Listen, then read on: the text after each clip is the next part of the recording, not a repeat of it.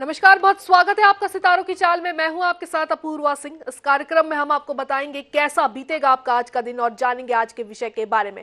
और इन सब पर विस्तार से चर्चा करने के लिए मेरे साथ मौजूद है ज्योतिषाचार्य पंडित प्रिया शरण त्रिपाठी जी। पंडित जी, आपका बहुत बहुत स्वागत है। धन्यवाद।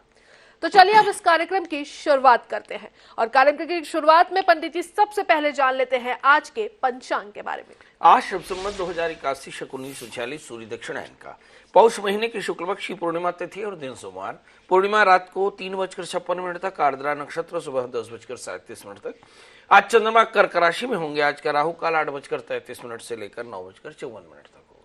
तो ये है आज का पंचांग और अब हम आगे बात करेंगे आज के विषय के बारे में और उसके बाद जो सिलसिला शुरू होगा राशियों का। लेकिन उससे पहले हम अपने तमाम दर्शकों को बता दें, जितने भी दर्शक हमें देख रहे हैं, लगातार इस कार्यक्रम के दौरान हम टीवी स्क्रीन पर नंबर फ्लैश करते रहेंगे। उन नंबरों पर कॉल कर आप हमसे संपर्क कर सकते हैं, पंडित जी से बात कर सकते हैं। आपकी जो भी समस्याएं हैं या जो कुछ भी आप जानना चाहते हैं, उन नंबरों पर कॉल कर आप पंडित जी से पूछ सकते हैं। तो पंडित जी, आज के विषय पर आते हैं। तो विषय हमारा आज है कि ज्योतिष शास्त्र के अनुसार हर व्यक्ति की आर्थिक स्थिति पर ग्रहों का विशेष प्रभाव रहता है। अगर व्यक्ति की कुंडली में ग्रहों की स्थिति अनुकूल है तो कभी पैसों की तंगी का सामना नहीं करना पड़ता है। लेकिन कुंडली में कभी कभी ग्रह नक्षत्रों की ऐसी स्थिति बनती है जिसकी वजह से धन संबंधित समस्याओं का सामना करना पड़ता है। तो आज हम बात करेंगे व्यवसाय में आर्थिक बाधा के लिए कैसे ग्रहों को शांत किया जा सकता है।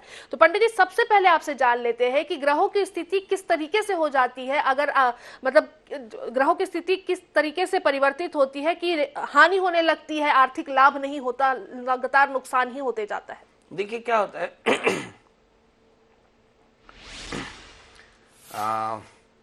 हर व्यक्ति के जीवन में एक प्रलय चल रहा होता है ना। मेरा ऐसा मानना यह है कि हर व्यक्ति अपने जीवन में जीवन और मृत्यु के साथ एक साथ साक्षात्कार करता होता है हर क्षण, है ना। कुछ चीजें बिगड़ती हैं, कुछ चीजें बनती हैं, कुछ चीजें बिगड़ती हैं, कुछ चीजें बनती हैं। शरीर के अंदर इसे मेटाबॉलिज्म कहते हैं, व्यवसाय में इसे हानि लाभ कहते हैं, और संसार में इसे बनना बिगड़ने की प्रक्रिया बोलते हैं। ये एक साथ चलती है। कई बार ये बिगड़ने वाली प्रक्रिया बनने वाली प्रक्रिया से बहुत ज्यादा होती है। इस स्थिति में आप मानते हैं कि ये प्रलय है और ये आपको संपूर्ण नष्ट कर देगा। और इसी स्थिति में ज्यादातर सिस्टम कोलैप्स होता है। ऐसी स्थिति में व्यक्ति की मौत होती है। ऐसी स्थिति में व्यक्ति बैंक करप्ट होता है। ऐसी स्थिति में आदमी अपमानित होता है। ऐसी स्थिति में आदमी बहुत हानि में जाकर के परेशान हो सकता है। हर जगह पर ये स्थिति होती है। कई बार आपने देखा होगा कि 72 से ज़्यादा भूकंप हो जाते हैं, मगर सभी इतने माइनर होते हैं कि इससे फ़र्क नहीं पड़ता। पर 7.5 या 7.6 स्केल का जब भूकंप आता है उससे बिल्डिंगें गिरती हैं। मतलब हमारी ज़िंदगी में हानि का स्तर इतना भयानक हो कि वो कोलैप्स की स्थिति में ले जाए। वो स्थितियाँ कब आती है ये हमें जानने की ज़रूरत पड़ेगी। तो जब कभी भी अष्टम स्थान में राहु हो या अष्टमेश की दशा चल रही हो या शनि राहु अष्टम स्थान में बैठ जाए या शनि राहु कहीं भी बैठ जाए, और ऐसी स्थिति में जबकि शनि का संबंध अष्टम स्थान या 12वें स्थान से हो जाए, ऐसी स्थिति में हम देखते हैं, और खासकर जब शनि की पूर्ण दृष्टि अपने स्थान में बैठ जाए या तीसरे स्थान या 8वें स्थान या 9वें स्थान में शनि राहु जैसे बैठ जाए, तो निश्चित तौर पर जानिए कि राहु की स्थिति में जब राहु की अंतर्दशाएं चलें या शुक्र की अंतर्दशाएं चलें तो एक भयानक कोलैप्स यानी प्रलय, आपके आर्थिक प्रलय आपके जीवन में आ सकता है। और ऐसी स्थिति में आमतौर पे हमने देखा है कि एक व्यापार बंद हो जाता है। अब परिस्थितियां होती हैं कि हम अपनी पूरी ताकत को खुरच करके एक बार फिर से काम शुरू करते हैं और फिर कुछ समय बाद वो भी बिजनेस बंद हो जाता है। फिर हम खुरच करके थोड़ी ताकत से शुरू करते हैं, कुछ समय बाद वो भी व्यापार बंद हो जाता है। तो स्थिति एक समय बाद ऐसी आती है कि हमारे पास न तो मनोबल होता है और ना ही हमारे पास पूंजी होती है, और वो स्थिति बहुत भयानक होती है।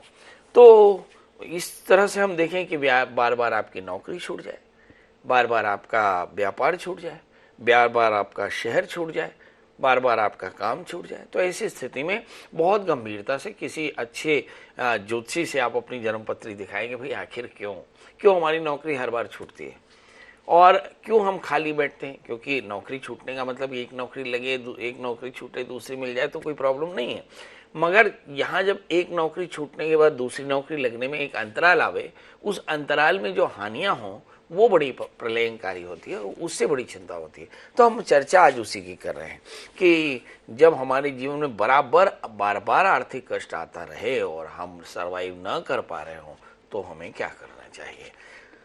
तो सबसे पहले तो जन्म पत्री को किसी अच्छे ज्योतिषी को दिखाना चाहिए ताकि आपको ये पता चल सके कि आपकी जन्म कुंडली में एग्जैक्टली हो क्या रहा है।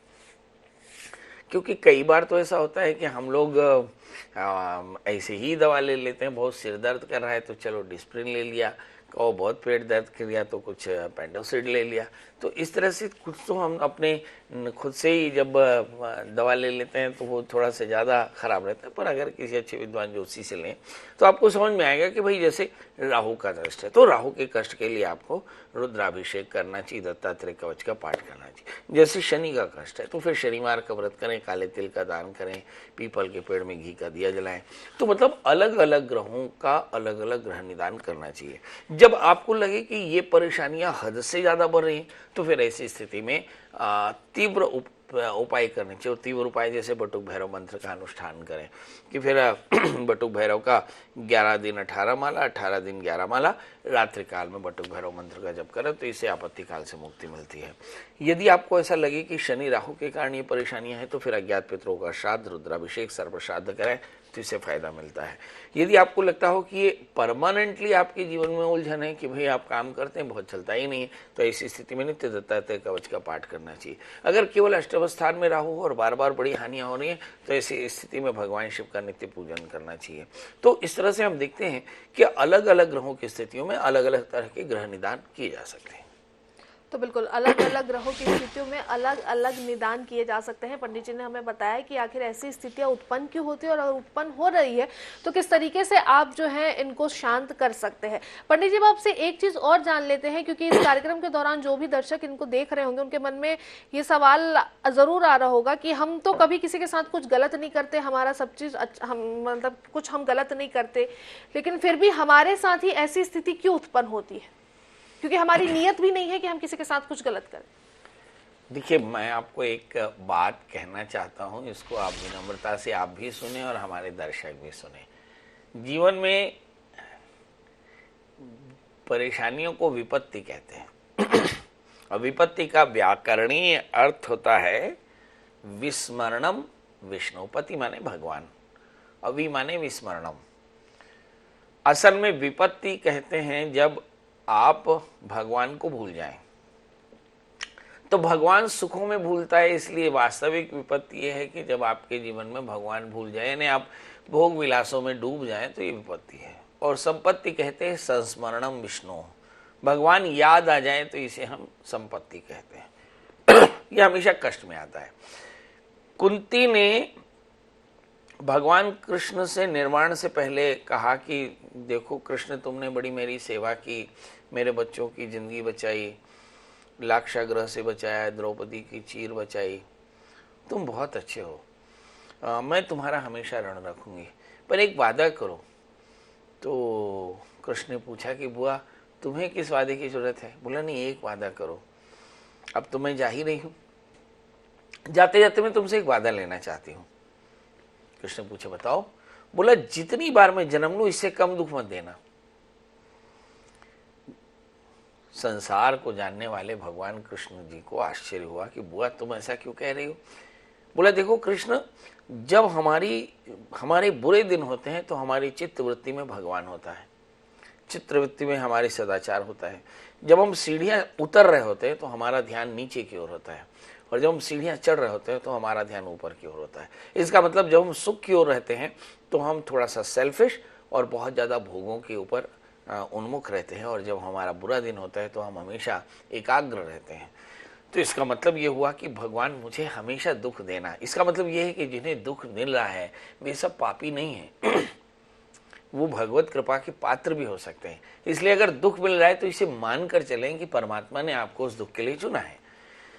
क्योंकि मेरे अपने पूरे प्रोफेशनल करियर में मैंने उन्हें ही दुखी देखा जो बड़े सदाचारी होते हैं, जिनके जीवन में सदाचार है, जीव दया है, केवल वे ही कष्ट में दिखाई पड़ते हैं। याद रखिएगा, तो इससे ये बिल्कुल साबित नहीं होता है कि उन्होंने बड़े पाप किए हैं। कर्मणा देव नेत्रेण जंतुर्देहो पते से लिखा कि तथा संसार दुखानि तत्क्लेश क्षय साधन, माना कि ये संसार जो है सभी प्रकार के क्लेशों के क्षय का साधन है। मगर एक बात और भी याद रखिए कि यदि परमात्मा आपको सादी रोटी देता है तो वो दुख नहीं दे रहा, वो आपके अंतःकरण में आपकी परिस्थितियां ऐसा रखता है कि आप भूल कभी किसी भोगों पे लिप्त न हो सके। तो ये इस बात को एकदम ध्यान रखें। इसका मतलब ये हुआ कि यदि आपको दुख मिल रहा है, इसका मतलब है आप भगवत कृपा के बहुत बड़े पात्र हैं और परमात्मा ने उसे आपको गोद में उठा रखा है। और ऐसी स्थिति में हमें परमात्मा का धन्यवाद करना चाहिए और परमात्मा को ढेर सारा शुक्राना देना चाहिए कि परमात्मा तुमने मुझे इसके योग्य समझा। मसलन अगर कोई IITian बच्चा है तो वो IITian बिल्कुल पंडित जी, चर्चा को आगे जारी रखेंगे, लेकिन कॉलर के जुड़ने का सिलसिला भी शुरू हो चुका है। रांची से पंकज हमारे साथ जुड़ चुके हैं। पंकज जी, किनके बारे में जानना चाह रहे हैं आप? मेरे बारे में जानना था। प्रणाम पंडित जी। जी प्रणाम। जी पंकज जी, आपकी जन्म तारीख, जन्म समय और जन्म का स्थान बताइए। मेरा जन्म तारीख 1/7/1972। जी, समय? समय होगा 10:31 रात्रि। रात के 10 बजे? हाँ, 10:31। क्या बोल रहे हैं? समय एक बार पंकज जी समय एक बार फिर से बताइए। 10:31 रात्रि। 31। हाँ जी। स्थान? स्थान पांकी पड़ेगा, झारखंड में एक गांव पड़ेगा पांकी। जी। PANKI पांकी। हाँ, क्या जानना चाह रहे हैं, क्या सवाल? मेरा सवाल था कि मेरी पहली शादी होकर टूट गई है, दूसरी शादी का योग कब तक बनेगा और शादी का भविष्य कैसा है, ये जानना चाहते। बड़ी परेशान है इसके लिए। जी पंडित जी। एक मिनट, आपकी जन्म तारीख क्या है? 1/7/1972। 1/7/1972। और ये शादी टूटी क्यों? पता नहीं, लड़की का पहले का अफेयर था दूसरे जगह, इसीलिए वो रहना नहीं चाहिए। रात का जन्म है 10:31। जी। चलिए आइए देखते हैं, एक शादी टूट गई और दूसरी शादी काहे कर रहे हैं बुढ़ापे में? ये और दुर्गति है ना। चलिए आइए देखते हैं, आपको जन्मलग्न कुंभ है, राशि भी आपके कुंभ है और जहां तक मैं देखता हूं कि सप्तमेश सूर्य है और शनि चतुर्थ स्थान में। थोड़ा सा इसे उल्टा करके देखें तो ऐसा लगता है कि आपकी जो भूतपूर्व पत्नी थी उनके ऊपर में पेरेंट्स का बड़ा इंटरफेयर था, क्योंकि शनि की पूर्ण दृष्टि पड़ने से। और ऐसा कई बार ऐसा होता है कि इसके चलते आपकी मैरिटल लाइफ में थोड़ी प्रॉब्लम है। अब अगर फिर से आपके दिमाग में ऐसा शुभ संकल्प आ रहा है तो शादी से पहले एक छोटा सा अर्क विवाह करा लें। अर्क विवाह शनिवार, रविवार या हस्त नक्षत्र में कराया जाने वाला एक आध्यात्मिक उपक्रम है और फिर अर्क विवाह कराकर नांदीमुख शादी के साथ में फिर आप शादी कर सकते हैं। और मुझे से लगता है शादी के बाद का जीवन आपका बेहतर होगा, जैसा सभी का होता है वैसा आपका भी बेहतर होगा। इस समय जो दशाएं चल रही हैं, बुध की महादशा में मैं देख पा रहा हूँ कि राहु का अंतर, अभी चर्चा चल रही थी अपूर्वा जी कि किसी की राहु की दशा चले तो एक प्रलय आता है ना। तो आप देखिए, जब इनकी राहु की दशा चली तो एक प्रलय आया और इनकी मैरिटल लाइफ कोलैप्स हो गई, है ना। तो ये राहु की दशा का असर होता है। तो अब देखिए 2025 दिसंबर तक तो मुझे ऐसा लगता है राहु की अंतर्दशाएं चलेंगी, इसलिए फिर से कोई प्रलय आपकी जिंदगी में दिखाई पड़े ऐसा दिखाई नहीं पड़ता है। और एक बात और भी है, आपके राहु शनि पर राहु की पूर्ण दृष्टि होने के कारण ऐसा लगता है कि पितृदोष है, यानी आपके घर में अकाल मृत्यु की हिस्ट्री है। आप किसी विद्वान आचार्य के निर्देश में नदी के किनारे बैठकर श्रवण नक्षत्र में मम कुलाभिवृद्धि ऐसा संकल्प करके पंचकलशों की स्थापना के साथ अज्ञात पितरों का श्राद्ध, सर्पश्राद्ध और रुद्राभिषेक, ये नारायण बलि की प्रक्रिया पूरी अच्छे से करा लें तो इससे आपके जीवन में सुख मिलेगा। एक तीसरी बात यह है कि एक बढ़िया सा एक 4 कैरेट का पन्ना आप पहने तो इससे आपको काफी फायदा मिलेगा। तो बिल्कुल पंडित जी, अब इसी के साथ वक्त हो चला है राशि फल का, फटाफट से जानेंगे क्या कुछ कहती हैं आज की 12 राशियां। शुरुआत मेष। 12 राशियों का सफर शुरू करें। अब हम ये देख रहे हैं कि इन दिनों में प्रयागराज में कुंभ का भी प्रारंभ हो चुका है। इसका मतलब ये हुआ कि अब कुछ खास नक्षत्रों का, खास ग्रहों का बड़ा प्रभाव होगा। हम उस पर भी चर्चा करते चले जाते हैं। बात करते हैं मेष यानी अरीस की। इस राशि वाले जातकों के लिए देखते हैं कि सबसे पहले शनि 11वें स्थान में है। मुझे ऐसा लगता है कि इस राशि वाले जातकों के लिए आय की स्थिति बहुत अच्छी रहेगी। दूसरा, भाग्येश बृहस्पति धन स्थान में है, संपत्ति खरीदने के योग होंगे। तृतीयेश बुध भाग्य स्थान में है, बहुत परिचल होंगे, हो सकता है कुछ लोग कुंभ की यात्रा में हो। बहरहाल करना क्या चाहिए इस राशि वाले जातकों के लिए? एक काम, जल्दी से उठें, 12वें राहु यानी आकस्मिक हानि की संभावनाओं से बचें और इसके लिए राहु के मंत्रों का जप करें, भगवान शिव का पूजन करें और फिर गुड़ चने का दान करके दिन की शुरुआत करें तो दिन बेहतर होगा। अब बात कर लेते हैं दोस्तों वृषभ यानी टॉरस की। इस राशि की अगर चर्चा करें तो ऐसा लगता है कि लग्न में शत्रु क्षेत्री बृहस्पति हैं, 11वें स्थान में राहु, यानी आय की स्थिति बहुत शानदार रहने वाली है। और चंद्रमा इस समय धन स्थान में बैठे हैं, चंद्रमा तृतीय होकर धन स्थान में बैठे हैं, मतलब बहुत साफ है कि परिवार को लेकर चिंता हो सकती है। 11वें स्थान में राहु, आकस्मिक आय के कारण मन बड़ा मस्त रहेगा। इस समय दशम स्थान में शनि है, रिलेशंस को बचाने की जरूरत पड़ेगी। जहां तक बुध का सवाल है, बुध अपने स्थान में 8वें बैठे हैं, हेल्थ को लेकर के सावधान रहना चाहिए, खास करके यदि आपको हार्मोनल इम्बैलेंस हो या फिर आप ब्लड प्रेशर के मरीज हो तो आप अपनी दवा समय पर लेते रहें। एक बात और भी है, तीसरे स्थान में मंगल पड़े हैं, वाणी पर संयम रखने की जरूरत। क्या करें जिससे आज का दिन बेहतर हो? जल्दी से उठें, हनुमान जी का दर्शन करें, हनुमान चालीसा का पाठ करें, गुड़ चने का दान करें, रोट का भोग लगाएं, फिर आज का दिन बेहतर होगा। बात कर लेते हैं दोस्तों मिथुन यानी जेमिनी की। लग्न में चंद्रमा है, धन स्थान में मंगल और 12वें स्थान में बृहस्पति। कुछ भी बहुत अच्छा नहीं चलता इस राशि में, क्योंकि बृहस्पति सप्तमेश और दशमेश होकर 12वें स्थान में है। इसका मतलब लाइफ पार्टनर, दोस्तों के साथ, कलीग्स के साथ या बॉसेस के साथ रिलेशन को आज बहुत बेहतर बनाकर रखना होगा। जहां तक सवाल 7वें स्थान में बुध, दोस्त बहुत अच्छे होंगे, भाग्य स्थान में शनि है, अवसर आपके पास में होंगे। और जहां तक सवाल दशम स्थान में राहु है, आपके पॉलिटिकल जो इन्फ्लुएंसेस हैं वो आपके लिए काफी फायदेमंद हो सकते हैं। अब सवाल यह है कि करना क्या चाहिए? जल्दी उठें, गुड़ चने का दान करें, क्योंकि बृहस्पति के मंत्र का जप करें तो आज का दिन बेहतर। अब बात कर लेते हैं दोस्तों कर्क यानी कैंसर। लग्न में नीचस्थ मंगल है। यदि नीचस्थ मंगल किसी जातक की जन्म कुंडली में हो तो उसका मतलब क्या है? इसका मतलब है कि आपकी सेहत बहुत अच्छी नहीं, मेटाबॉलिज्म अच्छा नहीं, इस समय सर्दी, कफ, साइनस, थ्रोट इन्फेक्शन या फिर एलर्जी के दूसरे तरह के इन्फेक्शन हो सकते हैं, सावधान रहने की जरूरत है। वैसे भी वायरस का अटैक है, थोड़े से हेल्थ के इश्यूज हो सकते हैं, खासकर जैसे कफ या थ्रोट इन्फेक्शन कुछ ज्यादा हो सकते हैं। भाग्य स्थान में राहु, उलझने भी लगातार हो सकती हैं। 8वें स्थान में शनि, रिश्तों में भी परेशानियां हो सकती हैं। और लग्न चंद्रमा 12वें स्थान में है, मतलब मन भी अशांत हो सकता है। मगर एक चीज बहुत अच्छी है वो है आपकी जन्म कुंडली में पड़ा हुआ बृहस्पति और आपका मंगल दशमाधिपति होकर के लग्न में बैठा है, जिसका मतलब है कि वर्क प्लेस में या काम में आपके कोई बाधा सब कुछ के बाद नहीं आने वाली और आय आपकी निर्बाध चलती रहेगी। उलझने फिर भी रहेंगी। क्या करना चाहिए?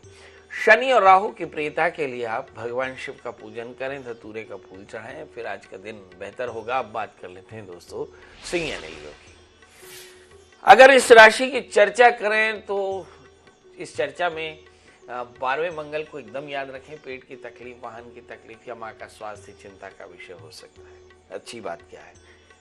दोस्तों का साथ मिलेगा। बुरी बात क्या है? बेवजह की यात्राएं, बेवजह की हानियां या फिर बेवजह की वादों से बचकर चलना होगा। उससे भी अच्छी बात क्या है कि इस राशि में बृहस्पति दशम स्थान में सारे उठापटक के बाद में भी आय की स्थिति काफी अच्छी रहेगी। वर्क प्लेस में आपका होल्ड काफी अच्छा रहेगा। इस राशि में उससे भी अच्छा क्या है कि चित्त की एकाग्रता जबरदस्त रहने वाली है। मतलब कुल मिलाकर के आप अपनी प्रॉब्लम को देख करके खुद ही सॉल्व कर सकने की स्थिति में बने रहेंगे। सवाल यह है कि करना क्या चाहिए? क्योंकि राहु अष्टम स्थान में है तो जल्दी से उठें, भगवान दत्तात्रेय की पूजा करें, दत्तात्रेय कवच का पाठ करें, गुड़ चने का दान करें तो आज का दिन आप बेहतर। अब बात कर लेते हैं दोस्तों कन्या मेरी राशि। अगर कन्या राशि की बात करें तो दिखाई पड़ता है कि भाई लग्न में केतु है, मतलब खूब टैलेंट है, खूब मेहनत करना है।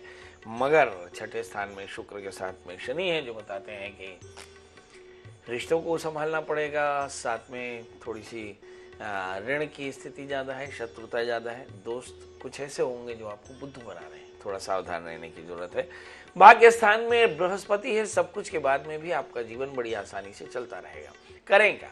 जल्दी से उठें, शनिश्चर मंत्र का जप करें, हो सके तो मंगल स्तोत्र का पाठ करें तो आज का दिन बेहतर। अब बात कर लेते हैं दोस्तों तुला यानी लिब्रा की। इस राशि में हम देखें कि लग्न में तीसरे स्थान में पड़े हुए सूर्य बुध, बहुत स्मार्टली आप चीज़ों को हैंडल कर रहे हैं। मगर सातवें स्थान में शनि की पूर्ण दृष्टि है और सप्तमेश नीचस्थ होकर के दशम स्थान में, मुझे से लगता है कि बहुत सावधानी से अपने रिश्तों को संभालना होगा। छठे स्थान में राहु, कुछ अज्ञात शत्रु, अज्ञात बीमारियां या फिर अज्ञात ऋण आपके लिए चिंता की बात। यहाँ तक सवाल आठवें स्थान में बृहस्पति का, मन अशांत या फिर काम करने की इच्छा नहीं हो सकती, हो सकता है ऐसा हो कि आलस्य लगता हो। इस समय क्या करें? बृहस्पति के मंत्र का जप करें, थोड़े से चने का दान करें, दिन की शुरुआत करें तो दिन बेहतर होगा। बात कर लेते हैं दोस्तों वृश्चिक या स्कॉर्पियो। जब कभी भी मैं वृश्चिक राशि की बात करूं तो ऐसा लगता है कि मैं हिंदुस्तान की तकदीर बता रहा हूं। तो आप भी ध्यान से सुनिए, क्योंकि वृश्चिक राशि असल में हिंदुस्तान की तकदीर हो सकती है, क्योंकि इस वक्त हिंदुस्तान के मुस्तकबिल की राशि वृश्चिक है। चलिए आइए देखते हैं वृश्चिक राशि का हाल, क्योंकि हिंदुस्तान का हाल है। चौथे स्थान में शनि, बढ़िया चल रहा है सब कुछ, कुंभ का मेला चल रहा है, लोग आ रहे हैं, गंगा का स्नान कर रहे हैं।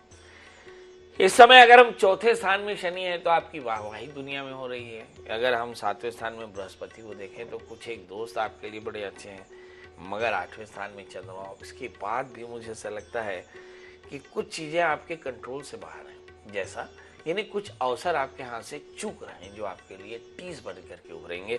और इस समय 11वें स्थान में केतु है, कुछ यात्राएं आप करना चाहते हैं जिसे आपको नहीं करना चाहिए।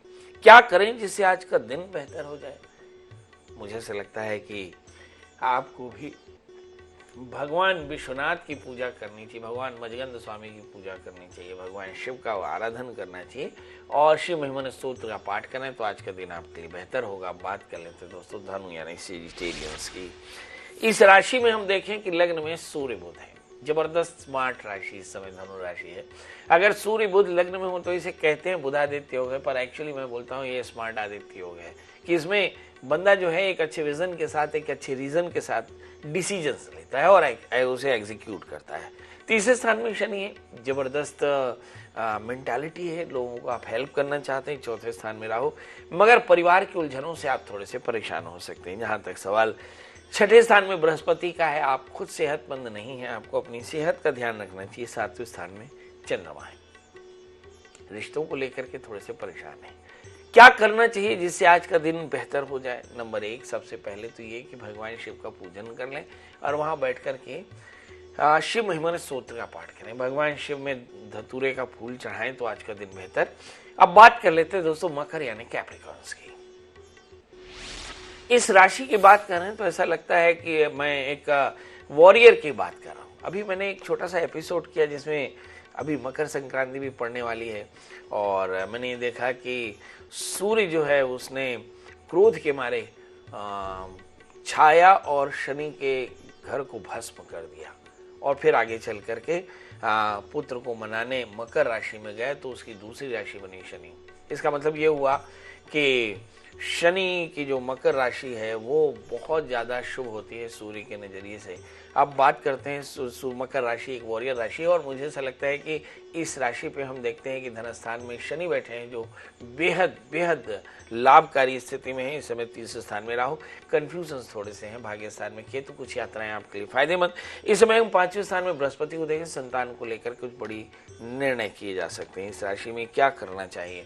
जल्दी से उठें, भगवान सूर्य को अर्घ्य दें, आदित्य हृदय स्तोत्र का पाठ करें तो आज का दिन बेहतर। बात कर लेते हैं दोस्तों कुंभ एक्वायरेंस की। लग्न में शुक्र के साथ में शनि, मुझे ऐसा लगता है रिश्तों को लेकर के सावधान रहना होगा। जहां तक दूसरे स्थान में राहु, किसी प्रकार के इन्वेस्टमेंट से बचिए। आठवें स्थान में केतु, यात्राएं बिल्कुल भी शुभ नहीं, गुड़ के साथ गाय को रोटी खिलाएं। और साथ में चौथे स्थान में बृहस्पति, परिवार में कलह की संभावना है, इसमें उलझने की आवश्यकता नहीं। जहां तक सवाल चंद्रमा षष्ठी होकर पंचम स्थान में, बच्चे के करियर को लेकर के बहुत ज्यादा चिंतित हो सकते हैं। करना क्या चाहिए? इस राशि वाली जातकों के लिए चाहिए कि ये भगवान सूर्य को अर्घ्य दें, आदित्य हृदय स्तोत्र का पाठ करें, भगवती दुर्गा के मंदिर में जाकर दुर्गा स्तुति का पाठ करें, घी का दान करें तो आज का दिन बेहतर। बात कर लेते हैं मीन यानी पाइसेंस की। लग्न में राहु है और राहु लग्नस्थ हो तो क्या हो सकता है? राहु लग्नस्थ हो तो प्रलय हो सकता है। अगर हम मीन राशि की बात करें तो यही वो राशि है जिसमें ढेर सारी उलझनें लगातार बनी हुई हैं। लग्न में राहु है, 12वां शनि है और इसके अलावा हम देखते हैं कि सातवें स्थान में केतु है, दशम स्थान में सूर्य बुध, 12वें स्थान में शुक्र के साथ में शनि। मतलब उलझनें हैं, खर्चे हैं, परेशानियां हैं, रेवेन्यू कम है, गुस्सा काफी ज्यादा है, जीवन में अनुशासन थकान काफी ज्यादा है। अब सवाल है कि सब कुछ के बाद अच्छा क्या है? इस राशि में कुछ अच्छा है, बहुत अच्छा है। तीसरे स्थान में बृहस्पति है जो आपको पूरी तरह से मैनेज किए हुए। चौथे स्थान में चंद्रमा, मन थोड़ा सा शांत है। इस राशि वाले जातकों के लिए सलाह क्या है, बस एक छोटी सी सलाह, जल्दी से उठें, उठकर स्नान करें, सूर्य को अर्घ्य दें, दत्तात्रेय कवच का पाठ करें तो आज का दिन बेहतर। तो ये थी आज की सभी राशियों का हाल। पंडित जी ने एक एक करके सभी राशियों का हाल भी बताया। इसके साथ आज का जो विषय था उस पर भी विस्तार से पंडित जी ने चर्चा की। कॉलर भी जुड़ रहे थे, उनकी समस्याएं भी पंडित जी ने सुन के उनको भी उनके हिसाब से समाधान दिया। पंडित जी, इन तमाम चीजों के लिए आपका बहुत बहुत शुक्रिया जी, धन्यवाद। और इसी के साथ सितारों की चाल में आज के लिए बस इतना ही। कल फिर से मुलाकात होगी इसी वक्त पर, लेकिन एक नए विषय के साथ। तब तक के लिए मुझे दीजिए इजाजत। नमस्कार।